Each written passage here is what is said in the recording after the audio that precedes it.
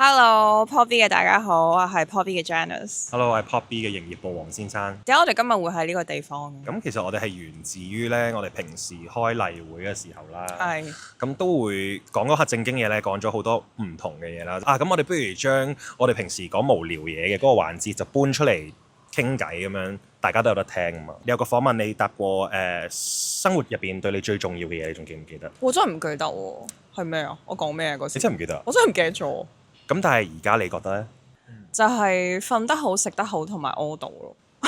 即係呢三樣嘢對我嚟講係生活之。Sorry， 係咪同潮流有啲關係都冇？你係咪好失望？冇問題。如果10年前你嘅答案，你都係一個比較就冇咁現實咯。係咩？你講就係唔可以失去或者忘記最真實嘅自己。哦，呢個都 true 嘅。係咪啊？呢個都 true 嘅。但係你啱啱話食得瞓得。唔係，但係因為我呢10年入邊嘅經驗係，我發覺如果我瞓得唔好或者我食得唔好啦，我就冇辦法做到嗰個真實嘅自己。咁好啦，咁我哋呢啲完就應該輕鬆翻。原來10年前嘅我係已經咁講啲嘢咁離地，我發覺。理想化啲係啊。但10年後就應該係實際啲，會實際啲係嘛？我都覺得係，因為我發覺 MBTI 我都轉咗，因為我之前好長時間嘅 MBTI 係 INFP 咁。咦，我係 INFP。但我發覺近呢2年我變咗 INTP。究竟呢10年發生咗啲咩事？唔係，即係後生啲嘅時候咧，你可能做一啲工作上嘅決策咧，你會諗多啲人哋嘅感受嘅，因為後生嘅時候會覺得，尤其是你個 team 比較細嘅時候咧，你會覺得係一個好似大家係一個 family 咁樣，你唔想有啲嘢 hurt 到人哋咁樣啦。咁但係你慢慢經歷完之後咧，你會發覺其實有時你幫人哋諗咗，人哋都未必會多謝你。咁我經歷咗好多次咁樣之後，我就發覺咁算咯，其實可能就唔好諗咁多咯。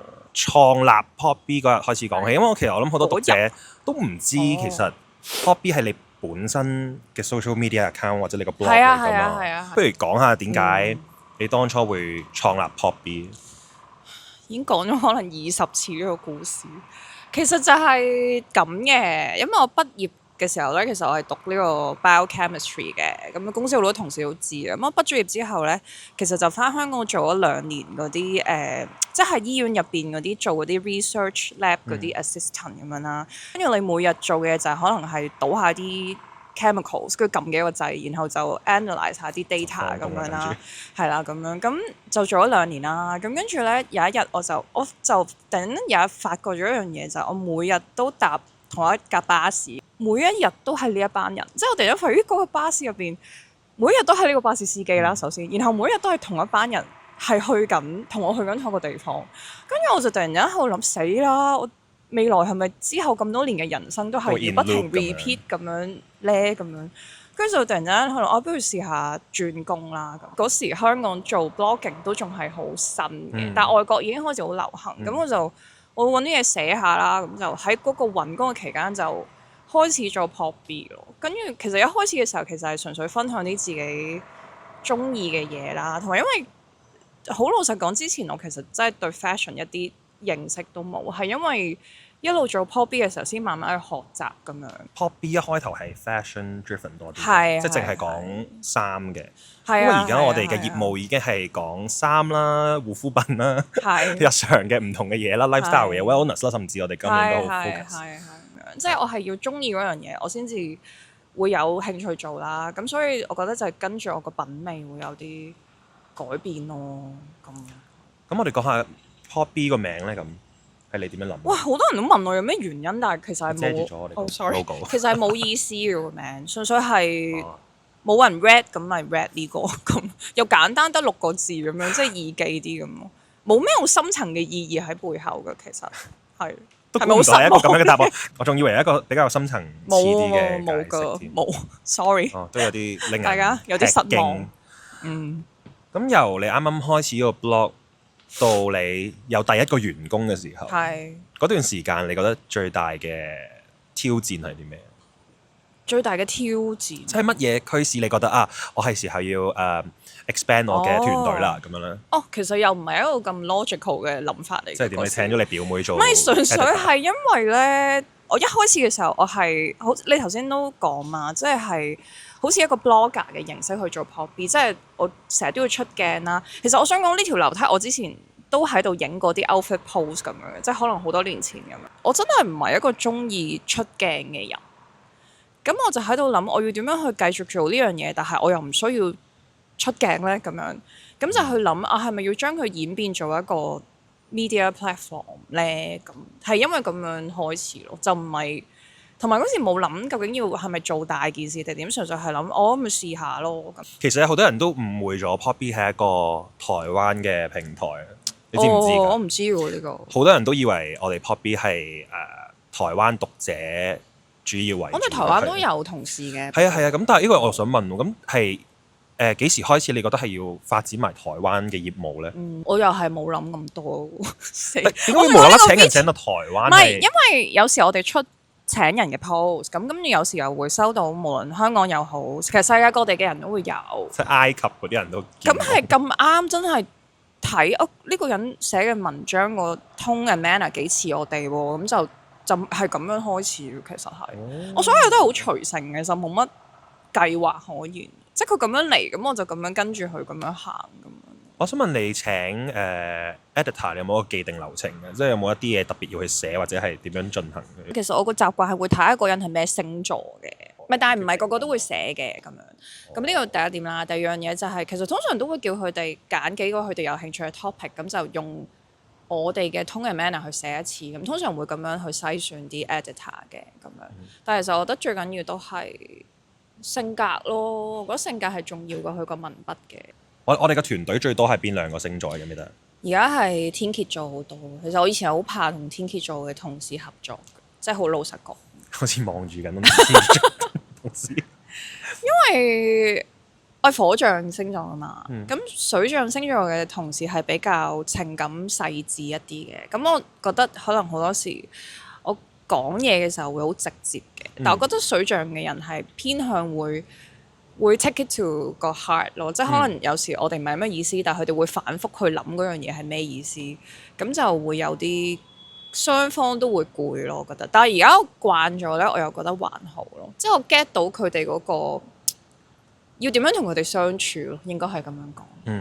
而家會好啲，因為其實星座都係你本身自己嘅興趣啦。係。咁但係我知其實塔羅都係你其中一個個人嘅興趣。係。星座同塔羅，你覺得你嘅偏好會係邊個多啲？其實我想講一樣好似好矛盾嘅嘢，就係我讀完之後，其實我唔係好信呢兩樣嘢嘅，係啦。咁星座你知，塔羅，即係我覺得可能佢係有某啲根據嘅，但係我又唔係覺得佢哋會準到可以預測你個未來咯。好啦，咁我哋就繼續我哋其他問題啦。咁係俾大家客戶去了解我哋多啲啦。咁你覺得我哋嘅平台同其他平台最大嘅分別同埋我哋個定位又係乜嘢咧？好難答嘅，好多時啲人形容一個網站佢就係 cater for 可能啲事業女性或者可能幾多歲至幾多歲咁樣。咁我以前都我覺得10年前嘅我去形容 Poppy 咧，都係會用一個衣着打扮嘅風格去形容嘅。但我覺得過咗10年之後，我反而係覺得我唔想定義 Poppy 嘅讀者係一個點樣着衫嘅人，即係我反而係想定義係用佢哋嘅思想，即係可能佢係一個有咩精神層面嘅人咧？佢係一個好接受新事物嘅人啦，一個唔會被可能年紀或者風格去包裝自己嘅人啦，或者可能佢今日可以好斯文，但係佢聽日突然之間可以好 sporty，係因為其實我自己都係咁，即係可能有時我着衫係好 street 咁樣，都好跳嘅你係啦。但係如果有一日突然之間要出去做嘢，其實我要着到好 grand， 其實我又 OK。咁你覺得我哋作為一個平台，我哋嘅獨特之處又會有啲乜嘢？我會覺得我哋條 team 同其他 team 可能有少少唔同嘅，就係其實每個人都每樣嘢都會識少少咁樣咯。即係譬如可能有啲雜誌係個 editor 佢淨係負責做寫文嘅咁樣，咁但係因為我哋條 team 比較細啦，所以其實我哋每個人都係寫文又要識做啦，跟住可能 update threads 又要識做啦，IG 又要識啦，剪片又要識啦，拍片又要識啦。咁我呢個可能係對比起其他比較大嘅 platform 嚟講，呢一個可能係我哋嘅獨特性咯，但係個原因其實都係因為我哋條 team 細嘅。講翻就係我哋關於 Poppy Circle 嘅問題啦。OK。係啦，我覺得有啲唔同嘅就係我哋個平台其實係一個都幾強大嘅讀者嘅 community。咁就係 Poppy Circle 啦。咁我哋其實過去嗰一年都致力去發展唔同嘅活動，或者係一啲唔同嘅 giveaway 去俾我哋嘅讀者啦。咁我就想問下，你覺得點解你要建立呢一種關係，或者係平時你點樣同佢哋維繫呢種關係咧？點解要做呢樣嘢？係因為我覺得呢一兩年咧，好多人好孤獨。即係可能，我覺得而家可能個 trend 又係大家可能好獨立啦，好多嘢自己可以做啦。科技發達又令到其實好多嘢你都唔需要人同人之間咁有聯繫咧。咁我發覺其實好多人係自己生活都好 OK，但係可能有時你 weekend 你有啲空閒時間，你又唔想自己一個人做 spend the time，咁你可以做咩咧？咁我想 create 一個咁嘅 space 俾啲。可能都係一個人，但係佢可能嚟 join 咗我哋某啲活動之後，佢會覺得 at least 好似有啲人陪下自己，或者佢之後可以唔需要同嗰啲人聯絡嘅，但係起碼嗰一刻其實係大家可以有啲嘢一齊玩。咁呢個係做 community 本身嘅原因。第二樣嘢就係我諗細膩啲咁講，其實網站都因為有讀者，我哋先揾到錢嘅。咁可能以往咁多年嚟，其實都係好單向嘛，即係就係我哋有呢個 traffic 啦，我哋就拎佢出去揾錢啦咁樣。咁但係對於呢一班人，我哋又做過啲咩咧？好似冇咯。咁所以其實我諗個 community 對我嚟講就係一個，其實係真係好似想送翻少少禮物俾啲讀者咁樣嘅一件事。即係回饋嘅感覺。真心係諗住回饋嘅，係咯。即係讀者同朋友一樣都係要見嘅，其實。即係維繫個關係。係，但係唔使成日見，即係可能間唔中見一次咁樣。OK。係啊。好，咁我哋而家就問完啲正經嘅嘢啦，咁我哋都有啲比較辛辣少少嘅問題，咁就係我哋嘅同事去提問嘅。我而家好想知啊。咁就係匿名嘅呢啲問題，但係你就可以估下係邊個同事啦。OK。得一題比較辛辣少少嘅啫。OK。你最憎邊個時期嘅 Poppy 啊？哦。最唔中意你，或者覺得最做唔到自己嘅時期係大概件事？哇！但係咁樣呢個問題好難答，因為其實會得罪人係嘛？唔係，因為我每日都有中意同唔中意呢個網站嘅時候。其實講真，咁例如咧，會有乜嘢令你唔中意咧？覺得可能就係我為咗要趕時間而出咗啲我唔係最滿意嘅作品。即係無論係 article 又好 photoshoot 又好 video 又好。咁你對而家 Poppy 嘅團隊最唔滿意係啲乜嘢咧？冇乜喎，真係認真。係咪㗎？唔係好辛辣做呢兩條問題。咁係咩 mild 嗰兩條問題係咩？我想知。Poppy 發生過最難忘開心嘅事。咁啊，好似咁冇乜。你答唔答到啊？你答唔答到啊？冇咩好講。其其實每日都開心㗎喎，我覺得。我覺得咧，因為我同佢哋唔係一齊坐㗎啦，我覺得佢哋最開心係佢哋差唔多日日都會買珍珠奶茶。你講啲咁我諗到，如果我覺得最開心嘅時候，可能係我哋做嗰啲新嘅 IP 而成功有客中意咯。我覺得呢個對我嚟講係好有成功感。我相信呢一個 podcast 一定係會成為下一個好多客戶中意嘅。希望啦，係嘛？好啦，咁我哋嚟到尾聲，我哋都要問一條比較宏觀啲嘅問題。係咩咧？就係未來嘅展望啦。關於咁你對 Poppy 未來有啲咩計劃咧？可能講一個短期嘅同埋一個長期嘅。冇㗎，其實我個人真係好難傾偈嘅。即係我不嬲做任何嘢都係咁嘅，就係我覺得咧，有時太多計劃係冇用，因為有時你好想做一樣嘢，所有嘢唔配合，你就算幾努力你都做唔到。但係調翻轉有時你 hea，跟住可能佢配合你咧，你就唔使用力，你就會做到。所以我而家一個心態就係盡量做好自己，跟住如果有啲咩機會就捉緊佢咯。咁如果棘棘地就唞一唞咁。所以其實我冇咩計劃，純粹係跟住個 flow 行。